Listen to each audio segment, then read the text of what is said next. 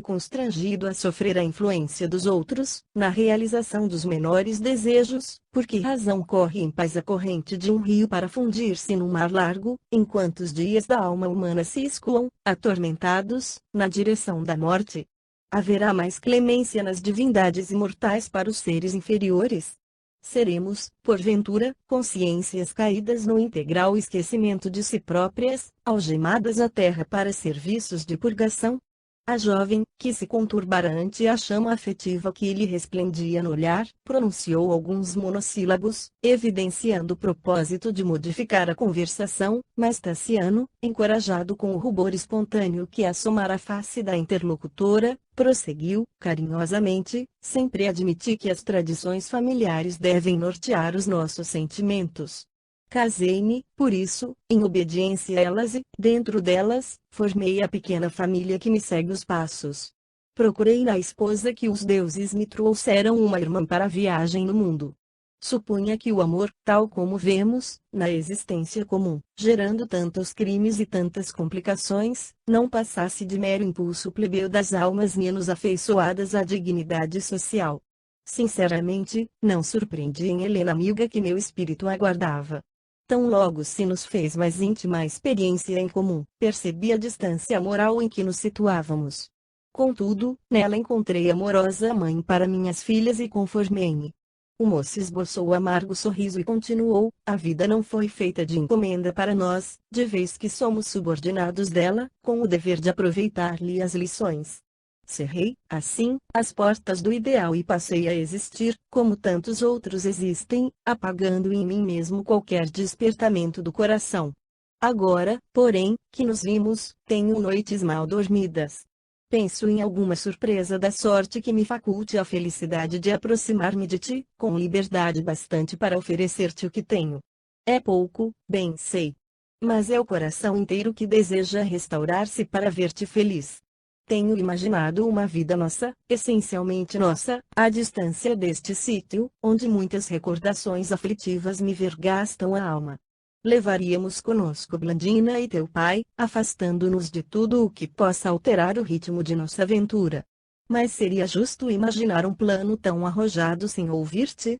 O moço fitou-a com enternecimento, ansioso por verificar-lhe o estado da alma, notando-lhe a ternura nos olhos marejados de lágrimas que não chegavam a cair. Conhecemo-nos, há alguns dias, prosseguiu o moço romano, sensibilizado, entretanto, guardo a impressão de que somos velhos amigos. Minha esposa e a primogênita, que se afinam imensamente uma com a outra, demorar-se-ão largo tempo em Roma. Não desejo acusá-las de ingratidão, mas tenho razões para supor que ambas não registrariam, por muito tempo, a ausência de Blandina e a minha própria ausência. Somos, em casa, duas pessoas colocadas à margem. Tenho refletido, pois, na possibilidade de uma renovação. Não julgas possível a nossa felicidade em outra parte? Abandonaríamos as Galhas e procuraríamos uma terra diferente, na Ásia ou na África. Relanceando o olhar pelo arvoredo farto, continuou: esta herdade, não obstante a beleza de que se reveste, é o túmulo das mais belas esperanças de minha mocidade. Um sopro de morte é que me transformou o destino. Há momentos em que desejaria incendiar os bosques, destruir as plantações, derrubar o palácio e dispersar os cervos para arrancar um novo mundo de minha própria solidão. Todavia, quem, por mais poderoso, fará realmente o que deseja? Contemplou a filha adotiva do filósofo, com intraduzível esperança fluir-lhe do olhar, e tomando-lhe, de leve, a destra, rogou: que me dizes de tantas e tão amargurosas confidências? Lívia, que a ruborização do rosto fizera mais singular e mais linda, respondeu com tristeza e simplicidade: Tassiano, meu pai costuma dizer que as almas capazes de tecerem a perfeita aventura conjugal habitualmente se encontram tarde demais. Quando não são surpreendidas pela morte que as separa em plena alegria, são detidas por insolúveis compromissos que lhes inibem a aproximação. Mas meu casamento não é obstáculo intransponível, atalhou o moço, algo perturbado. Helena desvencilhar-se-ia de mim, como quem se livrasse de um fardo. A moça, contudo, embora serena, acentuou com amargura: o grilhão não pesa, entretanto, somente numa das conchas da balança. Eu também sou casada. O interlocutor sentiu que uma onda de frio lhe gelava o coração, mas permaneceu firme, à escuta. Quando meu pai se referiu aos dissabores que nos defrontaram em Massília, reportava-se ao meu inquietante problema pessoal. A moça fez pequena pausa, dando a ideia de quem acordava a memória, e prosseguiu: há quase 2 anos, houve em Massília uma festa ostentosa, em homenagem ao patrício Aulo Sérgio Tuliano, de passagem pela cidade. Instado por amigos, meu pai permitiu que eu me incumbisse de vários números musicais na noite de maior regozijo público. Nessa ocasião, conheci Marcelo Veluziano, um moço que, de imediato, se interessou por minha companhia e que, em poucos meses, se fez meu esposo. Meu pai sempre alegou a necessidade de conhecer-lhe os antecedentes, antes de formular a sua aprovação ao matrimônio. Todavia, sentindo-se idoso e enfermo, procurou satisfazer aos meus anseios de moça, porquanto eu não alimentava qualquer dúvida quanto à correção do rapaz que me despertara para as alegrias do amor. Ele asseverava proceder de nobre família, com recursos suficientes para garantir-se em variados negócios e aparentava tanta prosperidade financeira que não vacilei em aceitar como verdade puras informações com que se nos fazia conhecer.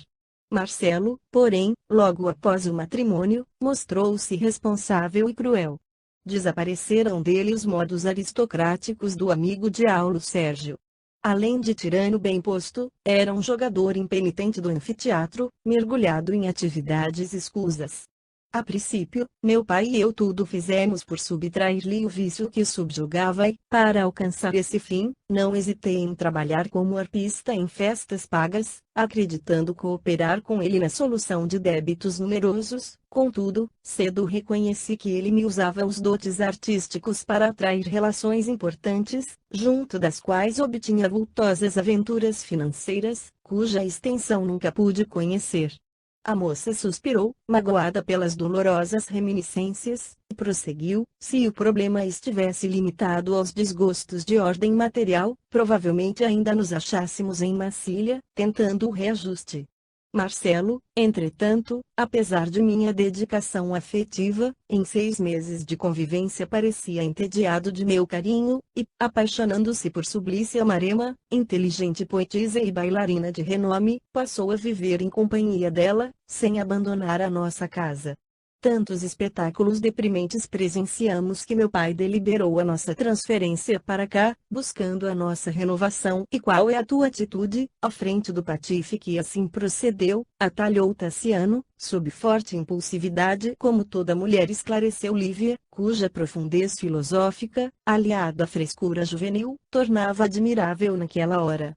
Sofri muito, a princípio, mas, com o auxílio do céu, o meu ciúme acabou em piedade. Julgo Marcelo demasiadamente infeliz para condená-lo. Não creio possa ele desfrutar a tranquilidade de uma vida digna. Tassiano fitou-a com admiração e pesar e considerou, afetuoso: por que razão pensas desse modo? Não é comum semelhante atitude numa jovem que ainda não alcançou os 20 anos. Acaso, não serás tão mulher quanto as outras? Lívia, porém, sorriu algo triste e observou: não tive mãe que me quisesse. Devo a minha compreensão ao pai que me acolheu. Desde cedo, habituei-me a acompanhá-lo nas digressões filosóficas e a interpretar a vida, segundo as realidades que o mundo nos oferece. Na época em que quase todas as meninas estão perturbadas pela ilusão, fui conduzida à responsabilidade e ao trabalho. Em Massília, tudo nos custou caro ao esforço pessoal e, por isso, aprendi que não atingiremos a paz sem desculpar os erros alheios que, em outras circunstâncias, poderiam ser nossos. Não sentes, então, saudades do homem que amaste? Não lhe disputarias a posse, porque, indagou a interlocutora, serena, as saudades que eu possa experimentar não devem impedir o céu de mostrar-me o melhor caminho.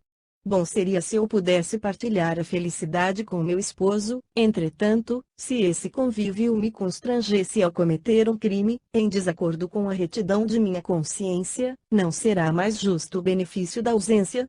Quanto a disputar atenções e carinhos de outrem, não creio seja o amor objeto de leilão. O afeto, a confiança e a ternura, a meu ver, devem ser tão espontâneos quanto as águas cristalinas de um manancial. Não acreditas, porém, na sobrevivência da felicidade noutros moldes? E, baixando o tom de voz, que se fizera mais doce, o marido de Helena perguntou: não admites a nossa capacidade de construir novo ninho em novo campo de compreensão? Ventura? Lívia, extremamente enrubescida, lançou-lhe inesquecível olhar e concordou: sim, creio. Sinto em tua dedicação nobre e calma uma praia linda e segura, capaz de proteger o barco de meu destino contra todos os vendavais. Amo-te muito. Descobri esta verdade, logo que nos vimos pela primeira vez.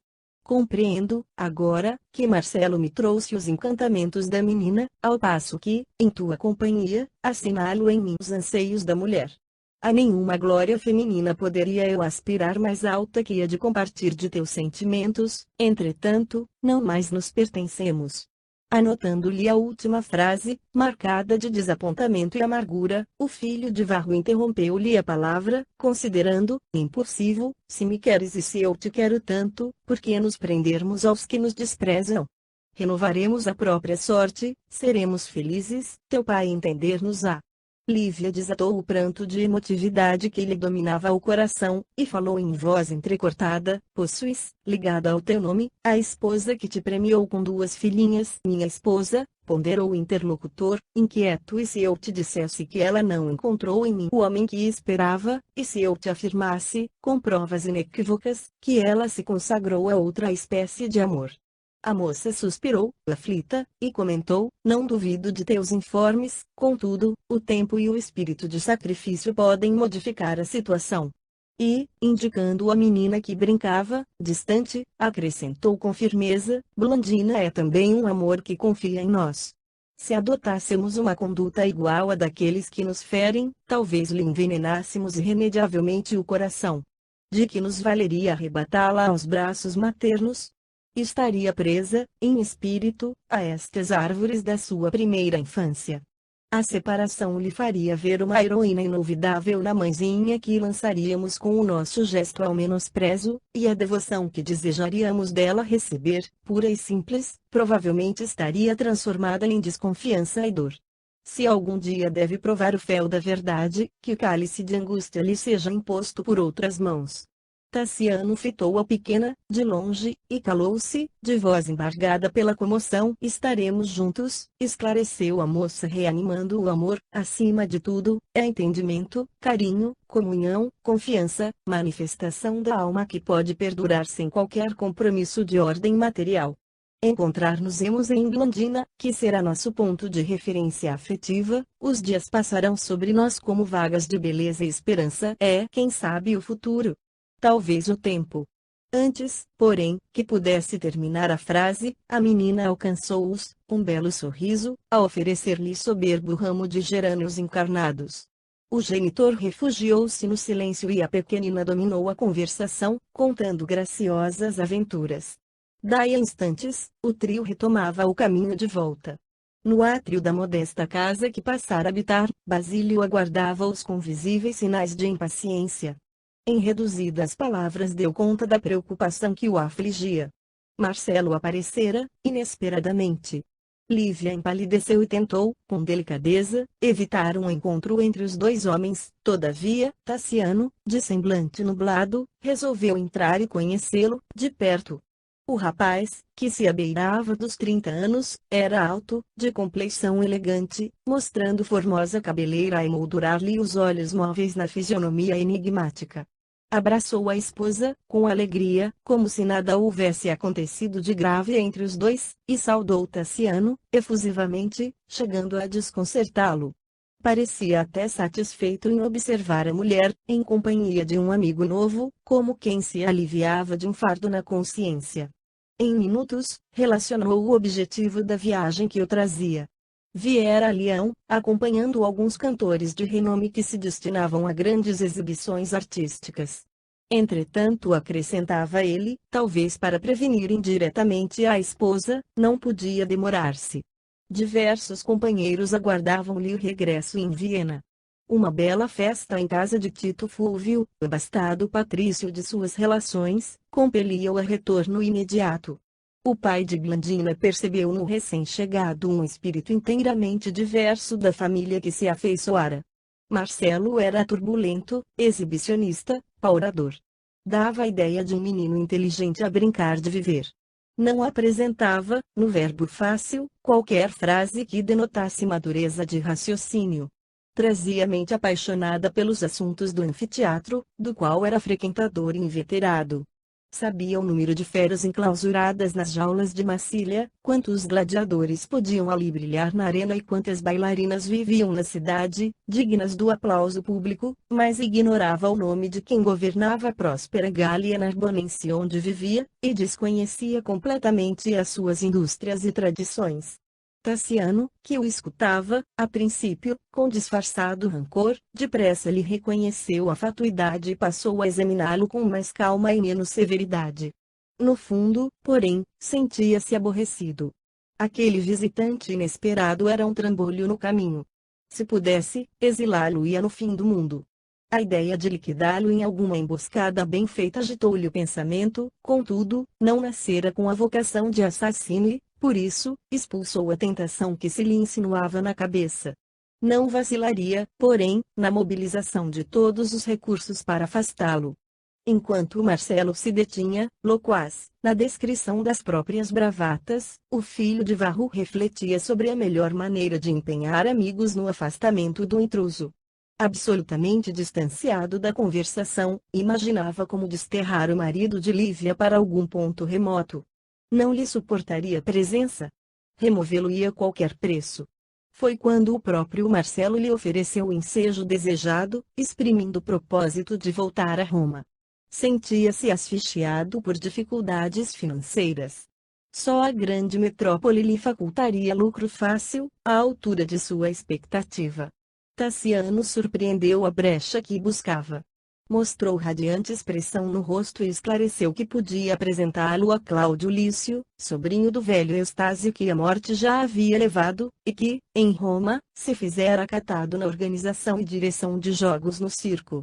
Crescera em Leão, de onde partira demandando aventuras coroadas de êxito, e fizera-se benquisto de muitos políticos que lhe não negariam cooperação e favor.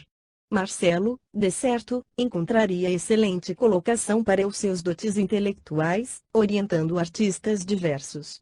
Havia tanta segurança na palavra do novo amigo que o genro de Basílio, entusiasmado, lhe aceitou a proposta sem hesitar. Expressiva a mensagem foi escrita. O filho de Quinto Varro pedia ao companheiro de mocidade ocupasse o recomendado em algum encargo rendoso e condigno. Lida a carta, Marcelo o prorrompeu em bombásticos agradecimentos e, sem qualquer consideração para com a mulher e para com o sogro, decidiu a viagem para Viena no mesmo dia. Prometeu tornar, em breve, a fim de combinar com os familiares, quanto ao futuro. Referiu-se às virtudes da companheira, como se devesse alimentar-lhe o carinho à custa de elogios e reafirmou ao velho 1000 protestos de amizade e admiração. E a feição de um pássaro inquieto, feliz por ver-se livre, despediu-se, ruidosamente, descendo com outros amigos para a cidade próxima. Começou, então, para a Vila Vetúria formoso período de harmonia e restauração. 3 noites por semana, o palácio era abrilhantado com música primorosa e conversação sadia. Enquanto Lívia e Blandina cantavam ao som de harpas e alaúdes, Tassiano e Basílio comentavam Hermes e Pitágoras, Virgílio e o piano, em preciosos torneios de inteligência. Semanas e semanas de felicidade corriam, céleres, quando Teódulo regressou à herdade, trazendo notícias. Helena dirigia ao esposo longa carta, comunicando-lhe a determinação de permanecer em Roma, por alguns meses, não só para satisfazer ao genitor doente, como também para solucionar o problema da filha. Galba, fatigado de prazeres, parecia disposto a desposar Lucila. Era simples questão de tempo. Tassiano não prestou maior atenção ao assunto e passou a dispensar ao preposto Diopelio glacial tratamento. Teódulo percebeu-lhe a frieza e jurou vingar-se. Astuto e malicioso, compreendeu que entre o marido de Helena e a filha de Basílio existiam os mais entranhados laços de afeto e imaginou-lhes as relações mais íntimas, segundo os pensamentos escuros de que se alimentava. Absteve-se de qualquer visita pessoal ao filósofo, mas, ciente de que o velho e a jovem se ausentavam de casa, uma noite por semana, com destino ignorado, acompanhou-os, sutilmente, certa feita, vindo a saber que ambos eram cristãos, frequentando, discretamente, o culto detestado. Guardou o segredo e entrou em regime de grande reserva e não menor isolamento, apenas comunicando a Taciano que trazia ordens de Vetúrio para viajarem de Leão e Roma, enquanto Helena estivesse no domicílio paterno, tantas vezes quantas se fizessem necessárias. A vida prosseguia sem surpresa e sem saltos. O filho de Varro, novamente feliz, não suspeitava que a dor lhe sitiava o destino, com dureza implacável. 3 almas em sombra. Não longe das termas de Trajano, em pleno coração de Roma antiga, vamos encontrar soberba vila em festa. A matrona Júlia sempre a recebe os amigos na intimidade. O ar ambiente está embalsamado de capitoso aroma. Exímias dançarinas, ao som de músicas envolventes, executam no centro de caprichoso jardim bailados estranhos eróticos que os convivas, ao longo de tufos verdes e floridos, acompanham com lascívia e encantamento. A anfitriã era viúva de famoso chefe militar que, morrendo nas campanhas de Maximino, lhe havia legado muito dinheiro, muitos escravos e a vila palaciotada, onde o esposo falecido tinha o prazer de cultivar plantas e flores do Oriente. O recinto, por isso mesmo, obedecia ao mais fino bom gosto. Entre largos canteiros bem traçados, sob a forma de 2 crescentes, arbustos, fontes e bancos marmóreos teciam quadros de régia beleza. A viúva sem filhos parecia interessada em desforrar-se da natureza que, impiedosa, começava a encorrear-lhe o rosto, e lutava por conservar a mocidade em prazeres bem pagos, rodeando-se de moços gozadores da vida, talvez para consolidar nos outros a impressão de sua vitória permanente de mulher inconformada, à frente da velhice. Entre frases cochichadas e gargalhadas alegres, acendidas pelo vinho abundante e claro que era servido nos entreatos dos variados números artísticos, deparamos uma jovem de lindo porte, que em companhia de algumas amigas participa do brilhante sarau. É Lucila, que experimenta o anseio de liberdade, na floração dos seus primeiros sonhos juvenis, intoxicada pela sede de aventuras na comunhão com a sociedade romana do seu tempo. Sabe que a genitora lhe destina mão de mulher altivo viciado que lhe não inspira amor, reconhece-se incapaz de fugir às determinações do avô que lhe reclama o sacrifício feminino a fim de preservar a própria fortuna e, em razão disso, desajuizada e fútil, entrega-se ao desregramento, qual se pudesse fugir a si mesma. Encontrara, na véspera, o insinuante Marcelo Velusiano, que, por se referir às galhas, lhe acordou, de imediato, a atenção. Desde o instante em que fora apresentada a ele por velha amiga no anfiteatro, despreocupara-se inteiramente do que se passava na arena. Toda a sua atenção se concentrara nele. E tão grande afinidade se estabeleceu entre ambos que a moça não vacilou em favorecer-lhe o ingresso à festa de Júlia, mobilizando, para isso, as próprias relações. Marcelo, plenamente distraído dos laços que o prendiam à família distante, rendia-se à tentação de novas aventuras. A voz adocicada e os gestos voluptuosos de Lucila, a palavra sonora em que predominava o sotaque dos romanos habituados ao mundo gaulês, lhe haviam cativado o coração. Encantado, conseguira acesso à vila de Sembre, ao lado da neta de Vetúrio, num banco cercado de romanceiras da Síria, falava-lhe aos ouvidos inebriados, realmente viajei através das mais expressivas paisagens do Ródano, entretanto, estava longe de adivinhar que encontraria aqui a mais bela flor da juventude latina. Doce Lucila, como arrojar-me a teus pés e adorar-te, com que palavras exprimir-te a emoção e o contentamento que me possuem. Enquanto a moça, embriagada de júbilo, se lhe rendia aos carinhos, fitando, languidamente, o arrojado conquistador continuava com fascinante inflexão de ternura: que importa nos aproximemos, mais intimamente, um do outro, se nos sentimos, desde ontem, envolvidos na mesma onda de confiança e carinho. A vida é apenas um minuto de felicidade que respiramos entre as sombras do passado e as sombras do futuro. Tudo é sempre o agora maravilhoso. Minha diva celeste, não ensurdeças ao milagroso apelo do amor. Ante os olhos súplices do rapaz, a jovem balbuciou, entre a alegria e a inquietação: compreendo-te os anseios que são iguais aos que povoam minha alma. Trazes para mim alguma coisa que tenho esperado ansiosamente. No entanto, Marcelo, não será justo consultar o tempo. Ah, o velho Cronos, suspirou o moço, contrariado: minha paixão jamais saberia ouvi-lo. Não te reportarias a ele, se houvesses descoberto em mim o deslumbramento com que a tua presença me envolve. Não te expresses assim. Recebo-te na qualidade de herói do meu primeiro amor, contudo, peço-te. Tenhamos calma. Não nos perturbemos.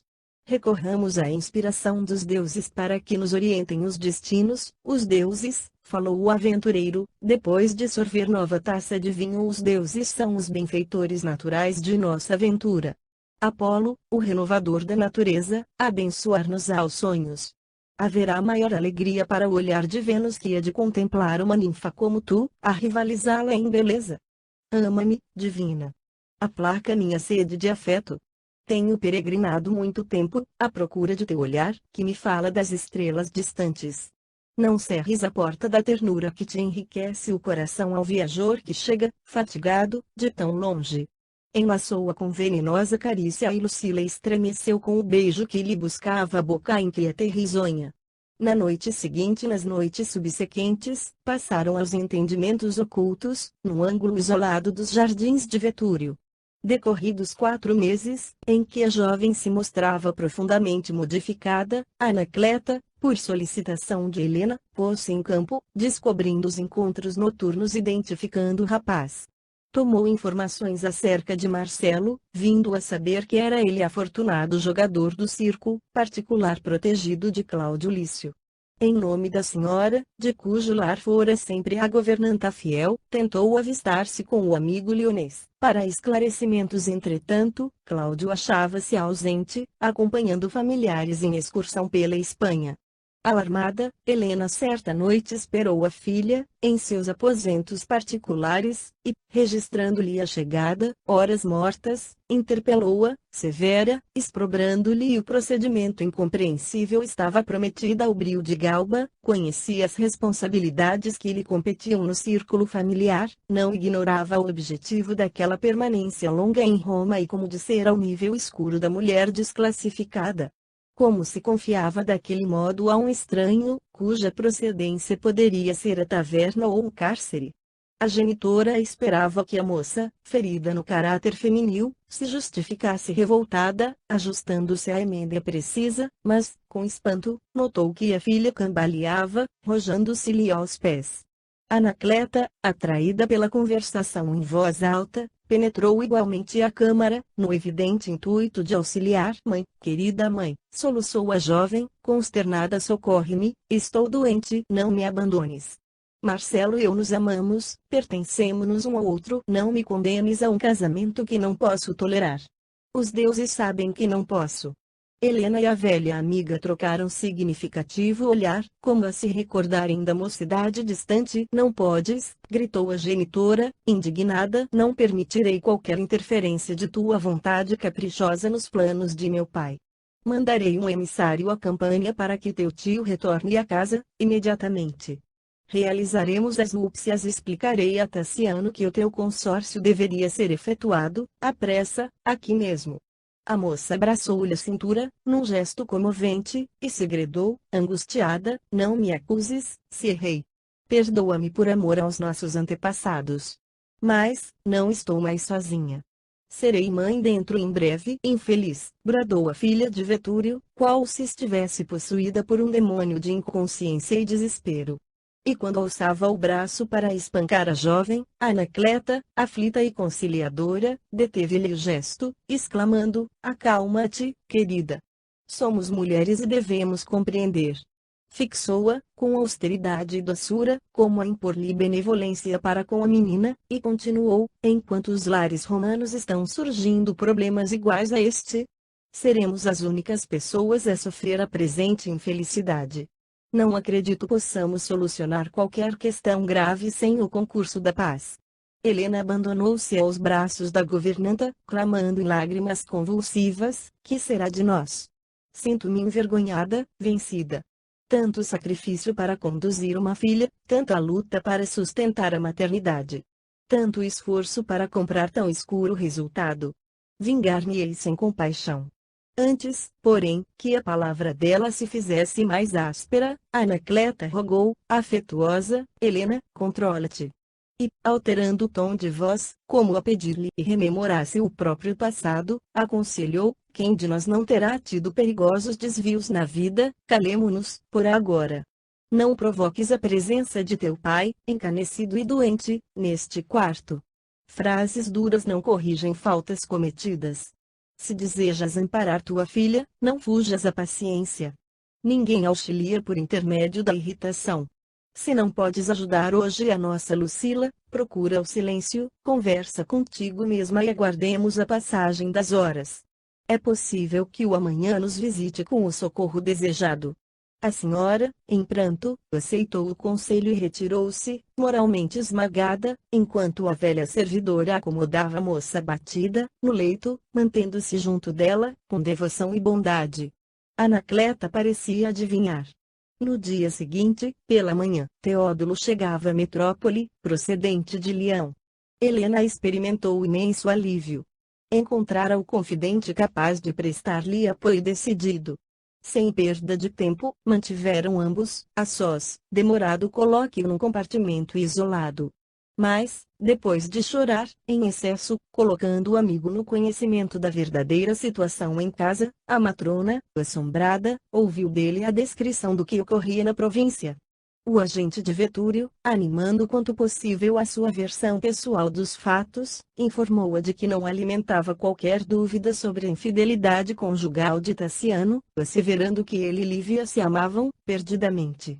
Pintou a vida dominada por essa nova mulher que lhe conquistara, não somente o coração do marido, mas igualmente o da filha, porque Blandina vivia no lar como se lhe fora pupila subserviente. Contou que o velho filósofo devia ser algum conspirador disfarçado, explorando os dotes da moça, porquanto ele, Teódulo, estava convicto de que o inteligente ancião recebia largas somas da bolsa de Tassiano, a fim de silenciar e concordar com a deplorável situação, acentuando ainda que pai e filha não passavam de embusteiros da seita dos nazarenos.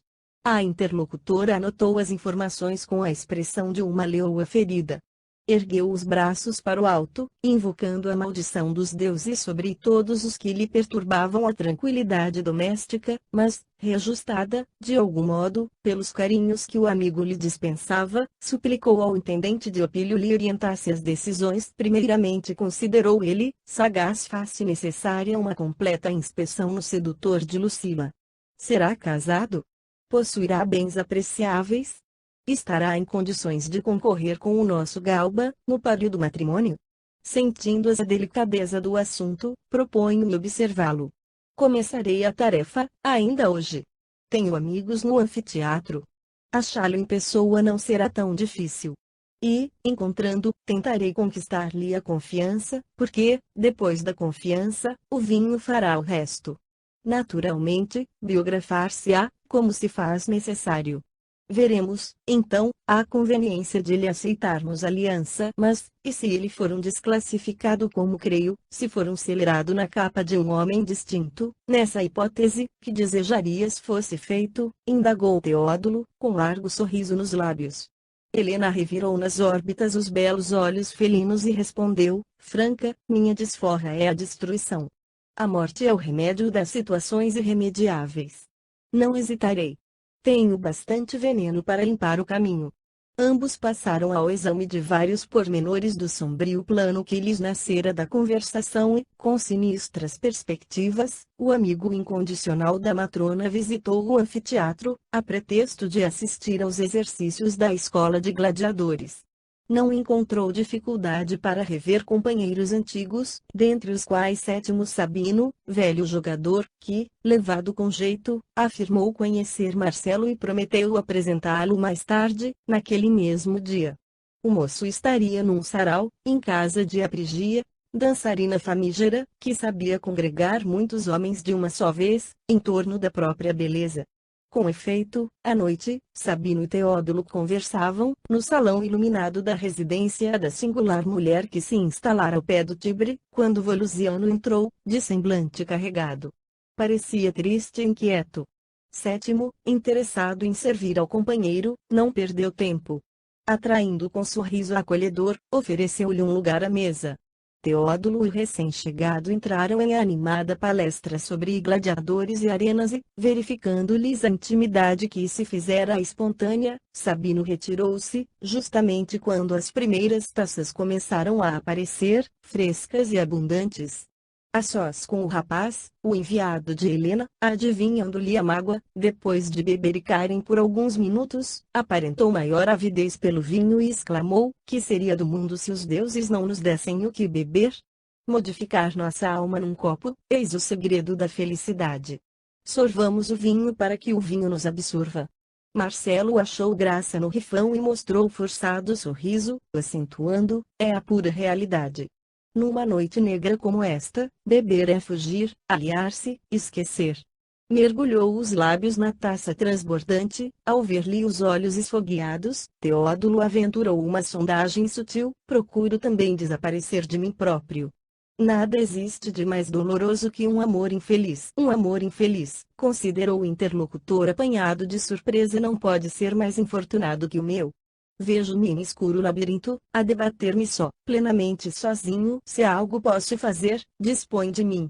E, disfarçando a ansiedade que o dominava, o intendente de Vetúnio indagou: moras em Roma, há muito tempo? Longe de sentir-se examinado, Volusiano, talvez no incontido desejo de associar alguém aos problemas que o torturavam, desabafou: sou romano, contudo, estive distanciado da capital, muito tempo. Cruzei o Mediterrâneo em várias direções e cheguei da Gália Narbonense há meses. Vinha no propósito de imprimir novo rumo à existência, entretanto, os imortais não me permitiram a transformação a que aspirava. Marcelo tragou mais um gole e prosseguiu: uma beldade irresistível fascinou-me. Não tive forças e amei-a, freneticamente.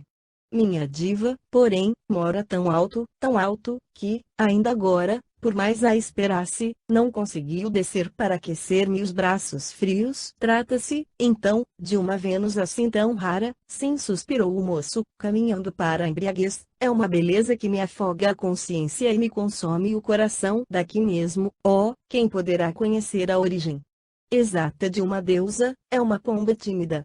Fala pouco de si mesma, provavelmente com receio de que nos destruam a felicidade. Sei apenas que reside em Leão, encontrando-se agora em prolongado repouso, junto do avô. Considerou Teódulo, manhoso justamente de Leão. Moro lá também, achando-me na cidade e serviço. Volusiano mostrou algum sobressalto no olhar em que ainda fulguravam restos de lucidez, e falou, restringindo a espontaneidade: quanta coincidência, por lá me demorei algumas horas, antes do meu regresso a Roma.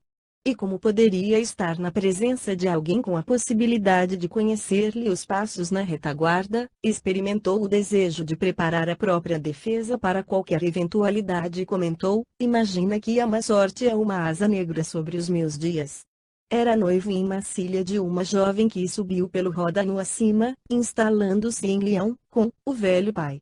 Quando a saudade me apertou o coração, dirigi-me ao encontro dela, mas, com assombro, fui descobri-la enliada em compromissos novos. Um velhaco de nome Tassiano dominou-a completamente.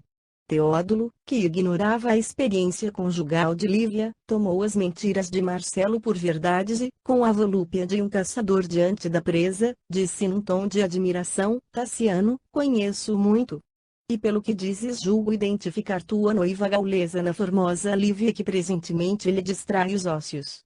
Sorriu com o aspecto de um amigo carinhoso e ajuntou: pequeno mundo é o nosso. Em qualquer parte, vivemos agarrados uns aos outros.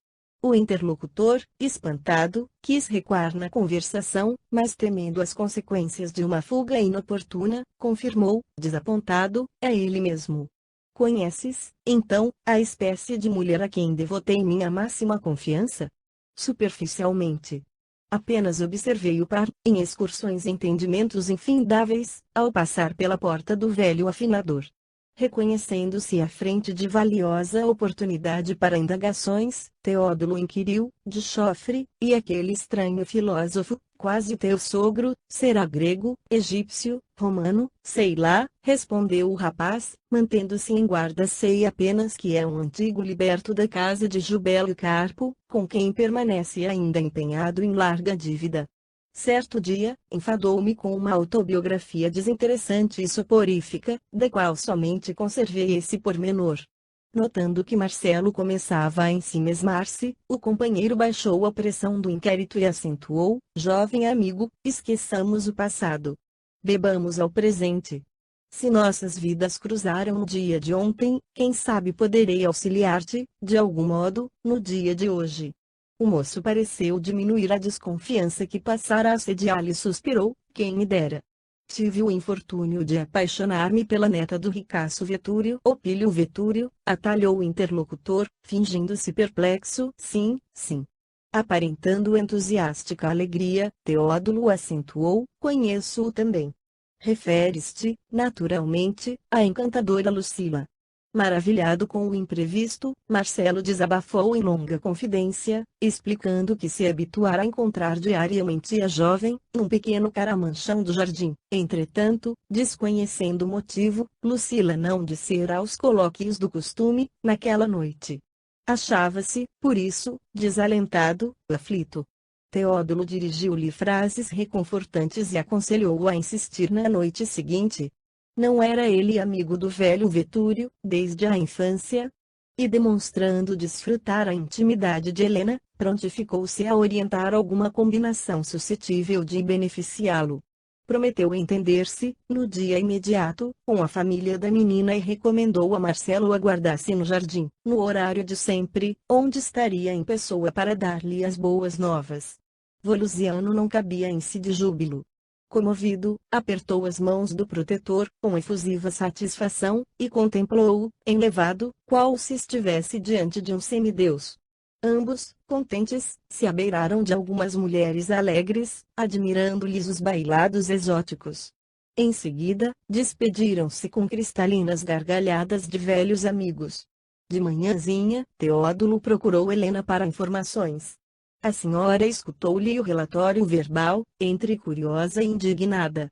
Ao término da minuciosa elucidação, falou enraivecida: com que então era noivo da mulher que me invade a casa. Triste par de criminosos natos. Ela me furta o esposo, ele me perverte a filha. Ainda bem que estou viva e sã para impedir vítimas novas. Esboçou irônico sorriso na máscara fisionômica e perguntou ao companheiro: que sugeres, Helena? Ontem mesmo o assunto poderia ter sido liquidado. Atravessamos juntos a corrente do Tibre. Ele, desorientado pela embriaguez, poderia ter caído nas águas, dormindo para sempre. Ninguém daria por isso. É um biltre, que não ajuda a ninguém. Todas as informações colhidas no anfiteatro coincidem quanto a ele. É vagabundo, preguiçoso e ladrão no jogo fácil. Ninguém sabe por que teria merecido o interesse de Cláudio Lício. Sem nome, sem dinheiro, sem procedência, de que modo concorreria com o nosso Galba num casamento de tal monta? Não desejava, porém, assumir qualquer responsabilidade sem ouvir-te. Procurei encorajar-lhe a vinda hoje para qualquer decisão. Naturalmente, agirei, segundo a tua vontade. A senhora pensou, e, após longa pausa, considerou, resoluta: fizeste bem. Regozija-me segurança de tua fidelidade.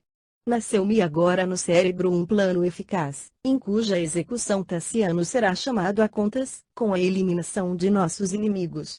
Um velho sórdido quanto esse Basílio de que me dás notícia não devia reclamar-nos tanta consideração, mas, para avançarmos sem aborrecimentos, procuraremos a família de Carpo, de modo a conhecer-lhe a verdadeira situação. Antes de mais nada, porém, é indispensável atingir o objetivo mais próximo. Volusiano morrerá hoje mesmo, no Caramanchão. Tem os recursos adequados para a taça, com que poderás cumprimentá-lo à chegada? A menina, indagou Teódulo, impressionado com a audácia do projeto. Ora, esclareceu a matrona, sem rebuços, o carro não escolhe o passageiro. Lucila, por enquanto, não passa de uma boneca ingênua. Ouvidará a loucura praticada e aceitará a realidade, abençoando-nos, mais tarde, a interferência. O casamento, acima de tudo, é um negócio. Não admito venha ela preferir um vagabundo a um cavalheiro da estirpe de meu irmão. Casei-me em obediência a meu pai. Agora, creio haver chegado o instante em que devo ser obedecida. Teódulo silenciou. Seria inútil argumentar com aquela vontade férrea. Enquanto Anacleta auxiliava a jovem enferma, Helena e o amigo atravessaram o dia refletindo no acontecimento traçado para a noite. Marcelo não faltou à palavra. Na hora justa, elegante e bem posto, alcançou o jardim, encontrando o suposto benfeitor da véspera a esperá-lo no isolado recinto verde, onde ele e Lucila costumavam sonhar. Abraçou o Teódulo, imperturbável. Trago o coração pulando no peito, disse o rapaz, tremendo de ansiedade. Acaso, os deuses me favorecem, como não, respondeu, cordial, o intendente de Opili. Os imortais nunca desprezam a juventude. E Lucila, atalhou o recém-chegado, impaciente. Ela e a mãezinha virão ter conosco. O avô deseja que o assunto do casamento seja carinhosamente examinado. Ninguém se oporá, desde que os pombinhos se entendam e sejam felizes. Marcelo esfregou as mãos, contente, e comentou, espontâneo, a glória enfim. O amor vitorioso, uma herança poupuda, sim, realmente, afirmou o amigo, com indefinível inflexão de voz, receberás a herança que, naturalmente, será justo esperares da vida. O moço fitou as janelas iluminadas do casarão magnífico e, voltando-se para o interlocutor, exclamou, encantado, como passa o tempo devagar. Teódulo, serás recompensado. Dar-te-ei bons cavalos e bolsa farta, conta comigo. Sou o homem mais ditoso da terra. Enlaçado por Marcelo, que transbordava alegria, o companheiro concordou, muito calmo, sim, graças aos deuses, vejo-te no lugar que te compete. Solicitou ao rapaz aguardasse alguns instantes e demandou o interior doméstico, alegando a necessidade de comunicar-se com as senhoras. Decorridos alguns minutos, Teódulo reapareceu com uma salva de prata, em que 2 taças de primorosa beleza ladeavam um gracioso recipiente de vinho, exclamando para Volusiano, celebremos nosso triunfo. Mãe e filha não tardam. Em poucos momentos, as tochas brilharão. O líquido espumou, convidativo, e o rapaz aceitou a taça que Teódulo lhe oferecia. Por Dioniso, o protetor do vinho, da natureza e da felicidade, saudou o aventureiro de Massília, embriagado de esperança. Por Dioniso, repetiu o companheiro sem pestanejar. Marcelo sorveu a bebida até a última gota, contudo, quando tentou repor o copo no lugar primitivo, sentiu que um fogo indefinível lhe queimava a garganta. Quis gritar, mas não conseguiu. Por alguns instantes, guardou a impressão de que a sua cabeça rodopiava inexplicavelmente sobre os ombros. Não mais se aguentou nas pernas e caiu desamparado no florido piso de mármore, ferindo a nuca. Teódulo inclinou-se, auxiliando-o a situar-se em decúbito dorsal. Rouquinhos gemidos escapavam-lhe do peito. Cravou no envenenador os olhos injetados, a fuzilarem de ódio e amargura, em meio das sombras, e, tentando expulsar a baba sanguinolenta que lhe escorria da boca, indagou em voz sumida, por que me matas, covarde? Esperavas a proteção dos deuses, replicou Teódulo, cínico, e a morte é a herança que os imortais reservam aos homens de tua laia. Malditos, malditos! Foram essas as suas derradeiras palavras, porque, a breve tempo, entengriçaram-se-lhe os membros e cadaverizou-se-lhe o semblante numa triste carantonha.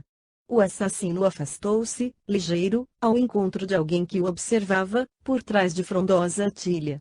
Era a Helena, que sorriu satisfeita à informação de que tudo fora consumado. Acompanhou o amigo, até ao minúsculo pavilhão que as trepadeiras abafavam, e, à claridade mortiça de uma tocha, contemplou o cadáver ainda quente. Era um belo homem, comentou, insensível poderia ter sido amado e feliz se soubesse conservar o pé no degrau em que nasceu. Permutou o inovidável olhar com o agente de suas decisões, qual se estivessem selando, sem palavras, mais um escuro compromisso moral, e afastou-se. Quando a noite se fez mais avançada, o próprio Teódulo, com o traje característico dos escravos da casa de Vetúrio, abandonou o jardim conduzindo um fardo, em grande carrinho de mão, comumente utilizado em serviços de higiene. Afastou-se, cauteloso, evitando o contato com os transeuntes retardatários, e atravessou, aparentemente tranquilo, vasta extensão da via pública, até alcançar a margem do rio. As brisas que sopravam do Tibre balsamizaram-lhe o cérebro atormentado. Aí descansou, preocupado e cismático. A lua minguada parecia uma lanterna que se mobilizara no céu, a fim de espreitar-lhe a consciência culpada. Refletiu maduramente, fitando, acabrunhado, o pequeno acervo de carne fria que Volusiano se reduzira. Os mistérios da vida e da morte fustigaram-lhe o espírito. Terminaria a existência no túmulo? Horas antes, vira Marcelo deslumbrado pela alegria de viver. Aquelas mãos, porém, que ele observara nervosas e quentes, estavam agora geladas e inertes. A boca pauradora quedara-se hirta. Algumas gotas de veneno conseguiriam eliminar um homem para sempre? Dolorosa inquietação aflorou-lhe na alma. Haveria a justiça no aniquilamento do próximo, sem maior investigação? Estariam Helena e ele em condições de reprovar alguém? Buscava o remorso corroer-lhe o pensamento, contudo, opôs-lhe resistência. Procurando fugir de si mesmo, caminhou para o Tibre, centralizou a atenção no corpo das águas móveis e durante largos minutos esperou uma oportunidade para desfazer-se da carga. Quando imensa mole de nuvens cobriu a lua empobrecida, adensando as sombras em torno, ergueu-se, lesto, e, descobrindo o cadáver, arrojou-o à corrente líquida. Em seguida, mais aliviado, tomou o caminho de volta à casa. No dia imediato, a vítima foi encontrada. Todavia, no anfiteatro, em cujos bastidores deixara numerosos amigos, quem não se recordava de que Marcelo vivia dominado, entre o vinho e a aventura? A morte dele, por isso, foi interpretada por acidente sem maior importância, mesmo porque os despojos foram recolhidos a reduzida distância da casa de Aprígia, de cuja mocidade atrativo se fizera fervoroso admirador. A notícia espalhou-se, rápida, não tardando a penetrar o domicílio de Vetúrio, onde a jovem Lucila foi tomada de intraduzível angústia. Helena, que contava com os efeitos do acontecimento, isolou-a num quarto particular, onde a moça, aflita e desarvorada, se rendeu à deplorável depressão orgânica. Por 3 dias, amparada pela genitora e por Anacleta, demorou-se em absoluta inconsciência, abeirando-se da morte. Pouco a pouco, no entanto, emergiu da prostração. O vigor juvenil superara o abatimento íntimo. Embora triste e desencantada, Lucila tornou a alimentar-se, recuperando as cores de saúde que lhe aformoseavam o rosto. E, percebendo-lhe as melhoras positivas, a filha de Vetúrio pôs-se de novo em campo, na execução gradual do plano que lhe obscurecia a desalmada cabeça. Pretextando a necessidade de atender a diversas solicitações de amigos gauleses, comunicou a Opílio a deliberação de realizar algumas visitas, pedindo-lhe informações sobre a família de Jubélio Carpo. O velho mostrou-se desiludido.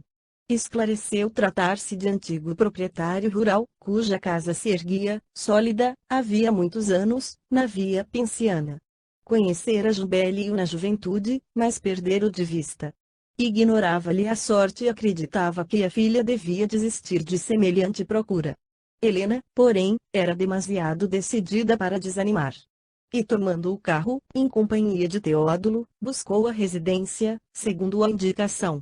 Acolhidos atenciosamente, os visitantes foram conduzidos por um rapaz imberbe a enorme salão, onde o chefe da família lhes ofereceu agradável recepção. O administrador de Vetúrio, com a palavra, expôs a finalidade que os levava até ali. Reportou-se a magnanimidade de Jubélio, que se transformara em benfeitor de um amigo, entremeando a apresentação com perguntas respeitosas. O anfitrião, que exibia o rosto rubicundo de um homem amadurecido no uso e no abuso do vinho, ouviu, amavelmente, e explicou: devo dizer-lhes, antes de tudo, que meus pais faleceram, faz mais de 10 anos. Sou Saturnino, o primogênito, e atual responsável pelos negócios da família. Diante de uma ligeira observação de Teódulo, exalçando a bondade dos genitores, falou, sarcástico: meus pais realmente foram campeões da alforria indébita. Se fossem chamados a governar, teriam empobrecido o Império Romano.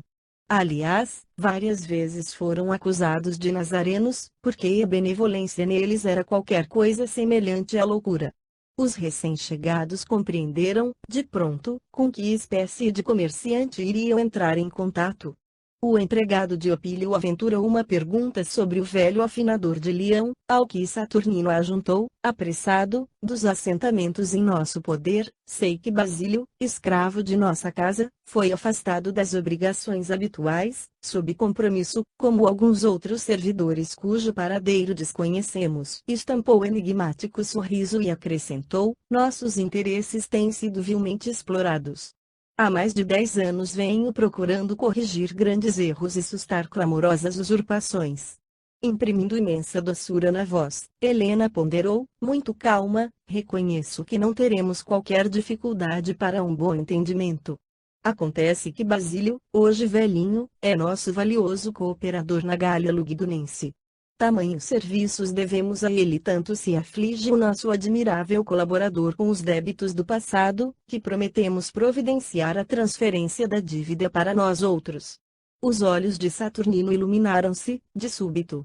Com inequívocos sinais de ambição e alegria, respondeu, entusiasmado: por Júpiter, ainda existe honestidade na terra. É a primeira vez que encontro um devedor preocupado em auxiliar-nos. Não oporemos qualquer embargo à transação. Basílio será definitivamente liberado. Rogou licença para afastar-se alguns instantes e, logo após, trouxe consigo a documentação existente. Os visitantes não regatearam. Saturnino ajuntou a importância legal significativa quantia de juros, e Teódulo, a um sinal da companheira, pagou todo o montante, sem pestanejar. Na posse de elementos comprobatórios do resgate, os dois se retiraram e, em caminho, Helena dirigiu-se ao companheiro, explicando: agora, temos o velho patife em nossas mãos. Ele e a filha não nos escaparão. Meu plano está progredindo regularmente. Avancemos para os novos fatos. Combinarei com meu pai o teu regresso imediato à colônia. Serás o emissário de uma carta minha Tassiano, implorando-lhe a vinda urgente a Roma, em companhia de Blandina. Tomarei por pretexto a enfermidade de Lucila, que pintarás para a imaginação dele como estando em processo de morte gradativa. Estou convencida de que meu esposo atenderá.